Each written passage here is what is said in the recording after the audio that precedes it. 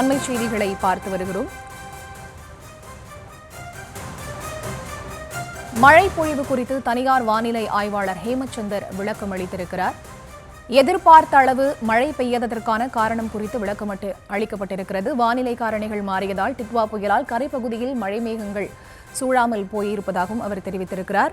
இதனால் எதிர்பார்த்த அளவு மழை பெய்யாமல் போனது எனவும் தெரிவிக்கப்பட்டிருக்கிறது. அண்மை செய்திகளாக பார்த்து வருகிறோம். எதிர்பார்த்த மழை பெய்யாதது ஏன் என்பதற்கு தனியார் வானிலை ஆய்வாளர் ஹேமச்சந்தர் அளித்த விளக்கத்தை இப்போது பார்க்கலாம்.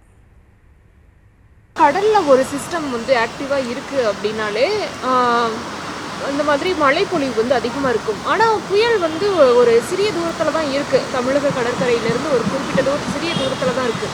ஆனாலும் பெரிய அளவில் மழைப்பொழிவு இல்லை அப்படின்ற ஒரு சிச்சுவேஷன் இருக்குது. இதுக்கான ரீசன் என்ன? குறிப்பாக பார்த்தோன்னா புயல் கிட்டத்தட்ட இலங்கை நிலப்பரப்பின் ஊடுருவல் இருக்கும்போது அதோட தாக்கத்தினால சற்று நமக்கு மழைப்பொழிவை கொடுக்கக்கூடிய வகையில் அமையலை.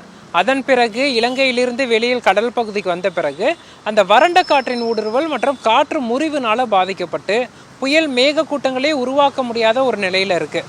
இலங்கையில் புயலினால பெரும் பாதிப்பை பார்த்தோம். இது டெல்டா கடலோர பகுதியை அடைந்த பிறகு புயலுக்கே பெரும் பாதிப்பாக வானிலை காரணிகள் அமைந்துவிட்டது.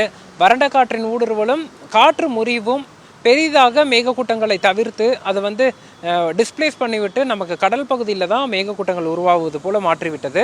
இந்த நிலை மாறுமா என்பதை நம்ம தொடர்ச்சியாக பார்க்கணும். தற்போதைய நிலையில் காவிரி டெல்டா மாவட்டங்களில் மழை படிப்படியாக குறையும். இருந்த போதிலும் அடுத்த 2-3 நாட்களுக்கு மழை நீடிப்பதற்கான வாய்ப்புகள் இருக்குது. அவ்வப்போது தற்போதைய டெல்டா மாவட்டங்களில் தண்ணீர் விளைநிலங்களில் சூழ்ந்திருக்கக்கூடிய காட்சிகளை பார்க்க முடியுது. விவசாயிகள் தண்ணீரை வடிய வைப்பதற்கு ஏற்ற சூழல் வரக்கூடிய நாட்களில் உருவாகும்னு எதிர்பார்க்கலாம்.